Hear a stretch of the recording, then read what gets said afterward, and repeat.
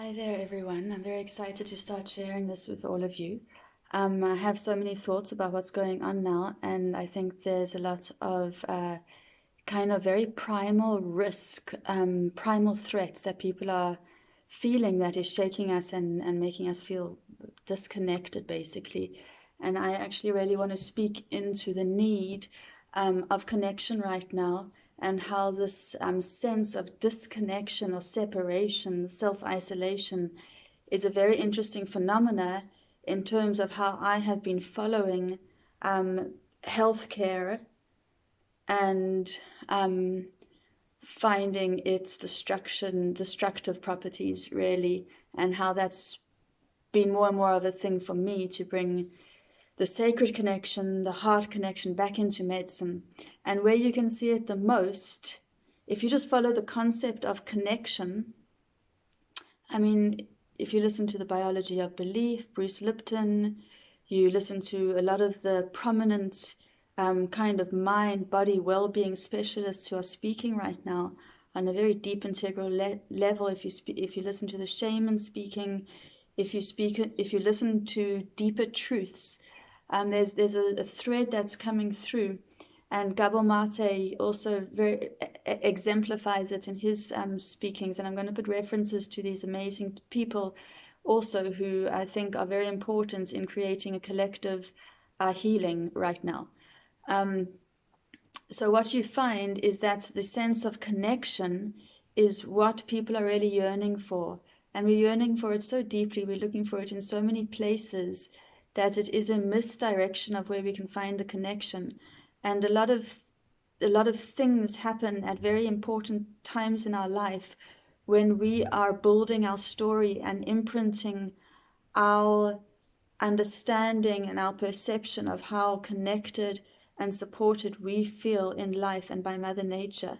And when you study these things, like I've been doing for basically the last 25 years, I guess, is that you see this thread, and you have a sense, when you're also working with the plants and the healing so deeply, of what is true and what isn't.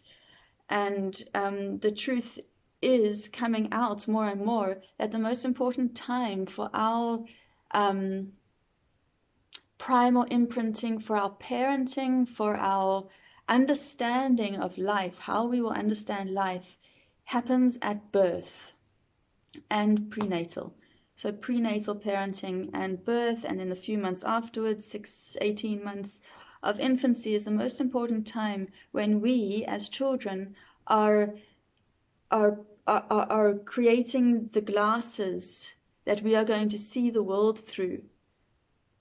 And whether we feel safe and trusted and accepted and held and met with our needs at those times is what lays that foundation. So what we see happening in the crux of healthcare, and it's been happening for a bit too many years now, is that it's almost like there is a focus on derailing that connection at the very time of birth. So we gynaes, the medical world, there tends to be a lot of power play around birth, and a lot of disconnection invited and distrust invited for the mothers to know and understand what's happening in their body and around birth, with sovereignty and empowerment and your own choices, and being basically forced and told improper medical truths to create more medical unnecessary interventions. And I'm saying this from a place of having worked in birth now for over 15 years. So I have seen the patterns, and I have practiced in hospitals and had private clients for home births. And so this is very deep to me. And I do it for this part because I know this is the most important time in anyone's life, when they are being born. And we need to hold that time as the most intense time of connection, because what happens then is that the mother has an opportunity in labor to deeply connect with a source and a pulse of Mother Nature like she will never have before. And the medical fraternity is taking that away. And that is the crux of our disconnect. From that moment in the moment when we should be feeling the most connected, the most empowered, and the most trusting and connected with this beautiful body and time, we are inviting mistrust, we are inviting chaos and panic and anxiety and fear-driven choices. So what happens is that disconnection is trying to happen then.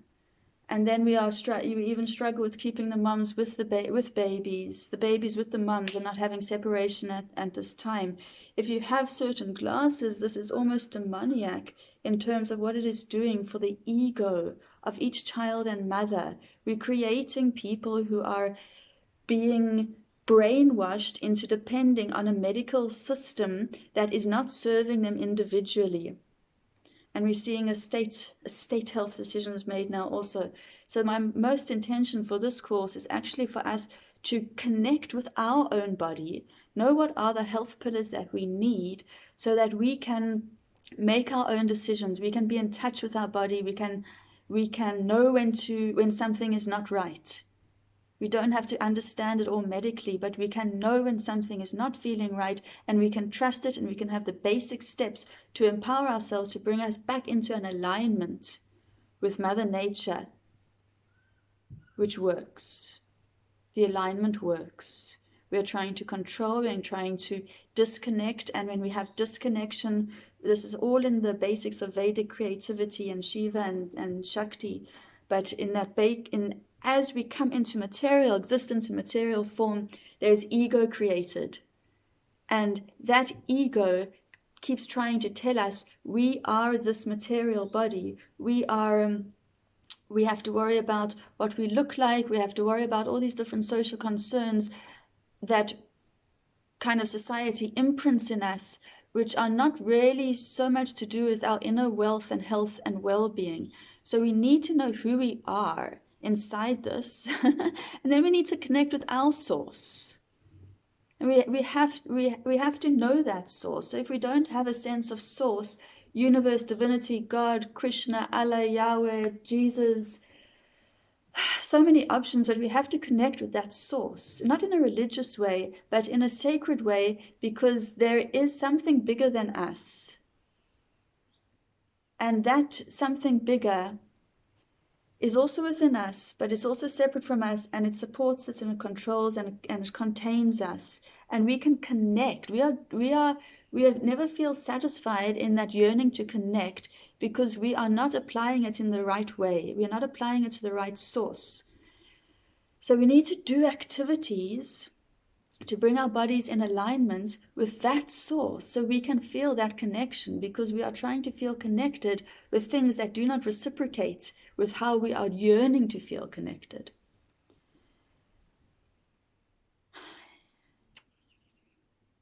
Yeah, sorry, looking at some notes. So it's just very interesting for me that in this, I've been understanding medical healthcare for so long through the need for connection and for the dis-ease of disconnection. And it's very interesting that now what is happening is that we are being told to isolate ourselves, and it's almost working into that very fear that they've worked so hard for the last 20, 30, 40 years of birth intervention. There's a big widening gaping hole there that we are going to feel so triggered in our abandonment and in our all the separation anxiety from ourselves or from source or from some greater whole that is connecting us, from Mother Earth. We're all feeling the separation anxiety because they've been imprinting us with it for so many years through the birth protocols and through the medical system taking away our empowerment and our sovereignty over our own body. So it's very interesting that the whole crux of this now is about separation even more. So it plays right into that wound where we might feel really triggered with these feelings of abandonment or emptiness or loss of identity or anxiety, and then it's playing into our most anxiety and our most fear, which is death, of course. We have so much anxiety around death, and then we have to really go back to, well, who are we? What is the ego? Who is the real self? And how to take care of that real self.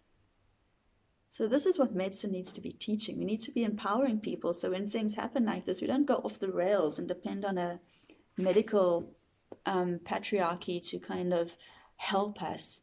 I am also going to do a reading on Emmanuel's book, Turning Fear into Love, because he explains it so simply that it makes us able to just bring it into the context of what's happening right now. Yeah, so the truth about connection is that we have such a deep primal longing for it because it is our primal birthright and need. But it's also present in this very deep way. It's already there. That's why we have this kind of reflection, this yearning, this natural wanting for it, because it is naturally there. The truth is actually that there is no separation.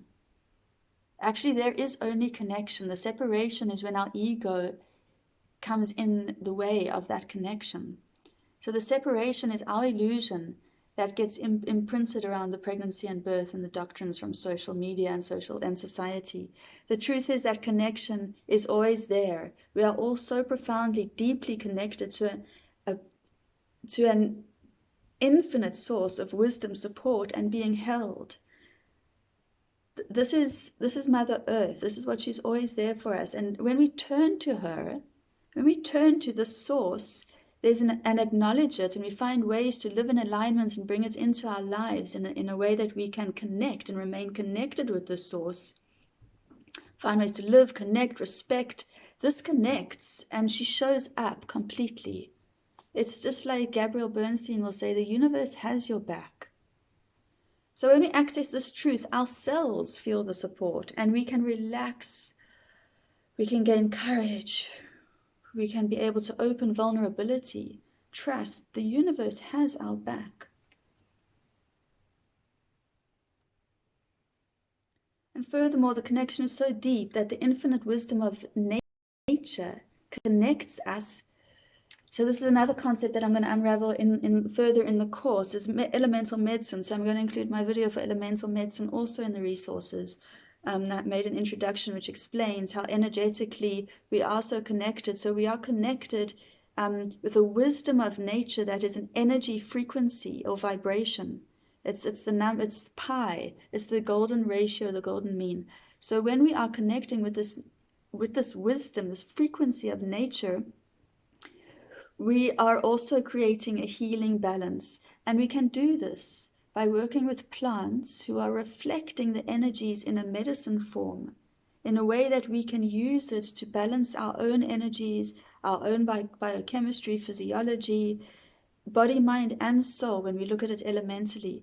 And then we also see that there is a reflection in the cosmos and in the planets and in the energies that are unfolding right now and all the time. And how that reflects back to us according to the energies that were patterned when we took our first breath on this planet. So what I use and love is connecting the energies of the dis-ease or the imbalance with the plant. And you understand, and I'll go through a few of these later in some of the days, where we specifically work with the energetics that is around us in the planetary and in the health system now also, and how we often you find that when you work with the elements and the plants like that, the ones that you choose are also going to have basic system connection within the different systems that might be carrying the symptoms that we might be feeling right now. So, for example, later we will discuss how mullein is a very good energetic plant right now, and as you might have seen in my live on Instagram or Facebook, I was speaking about mullein and how it's such a beautiful respiratory plant. But it also stands up very tall and is very good for healing and bringing balance into Saturn and his Saturnian Capricorn kind of rigid structures that also serve us and can bring us into balance, but imbalanced, they will make us feel constricted and tight, like we cannot breathe. So I'm going to leave it for now, and we'll pick it up again later. Have a beautiful day. Namaste.